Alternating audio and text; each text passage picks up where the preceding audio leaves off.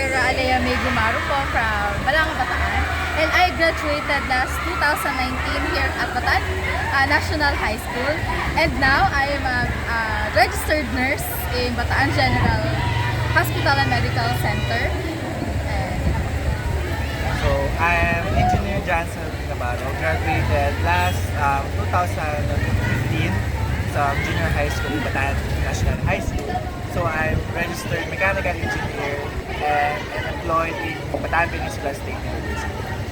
Hi, I'm Pauline Erica Santos. I graduated last 2019 as well in BNHS, and right now I'm already a registered medical technologist.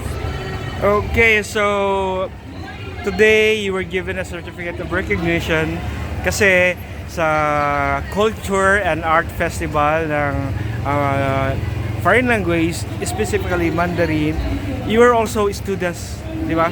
You also took that. So how did the Mandarin class help you? If it helped you? Okay, starting from me. Okay, it helped me actually. For now, hindi pa po masyado, but maybe in times na when I need to like speak Mandarin, somehow kaya ko incorporate my skill, what I learned for the past 8 years. Yeah, and maybe opportunities like I can go to China and I have a certificate of SPFL that I studied Mandarin, something like that. So, for me, it's an advantage for to apply for any work that needs na magkaroon ng language ng iba pa. So, either sa English, Filipino, and then advantage siya na mayroong additional yung Mandarin, speaking of Mandarin. Because most of the people here in the Philippines and some of the clients of the Philippines, mga Chinese, so parang advantage din siya na makapag-communicate sa mga sa mga Chinese na. Yun. So yun, for me naman, yung advantage sa akin ng learning Mandarin. Because since I am a registered nurse, mas marami kaming tao na nakikilala, mas iba't ibang religion, iba't ibang kultura, at saka iba't ibang mga language.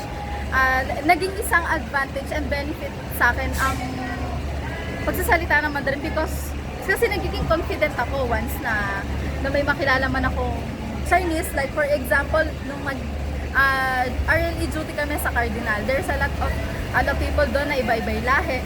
And then ako, I'm confident enough na parang, ako marunong ako mag-Mandarin kahit na may makilala akong Chinese or ibang lahi, katulad din ng mga Spanish since I studied Spanish din po nung college. So yun, napakalaking advantage and yung confidence na nabibigay niya for me is Isa pa, syempre, if you learn another language, apart from English, Tagalog, or if you have local dialects, di ba na yun? Sign of intelligence. yes.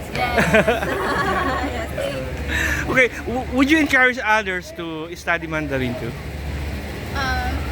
Opo naman po, because napakalaki talaga ng advantage at saka ng benefit mo. Kasi since dadami yung kultura na alam mo, and then syempre mas dadami din yung tao na pwede mo i-spread yung knowledge na meron ka about that culture and language. Okay nga, i-greet nyo nga sila in Chinese, in Mandarin. Sige. 1, 2, 3. Ni hao. Sige. 1, 2, 3. 你好，大家好，我叫杨蕊。你们好，我叫佳琪，我是菲律宾人。你好，大家好，我Chun Wen. Okay, so dito sa Bataan National High School, ang Mandarin is being taught as elective? Hindi. No, it is part na po siya na curriculum ng Talaga. Kasi talagang DepEd supported siya, no? So, do you encourage na other schools would adopt? Yes.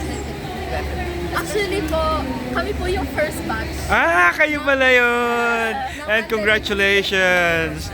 Okay, masasabi lang namin, Uaini!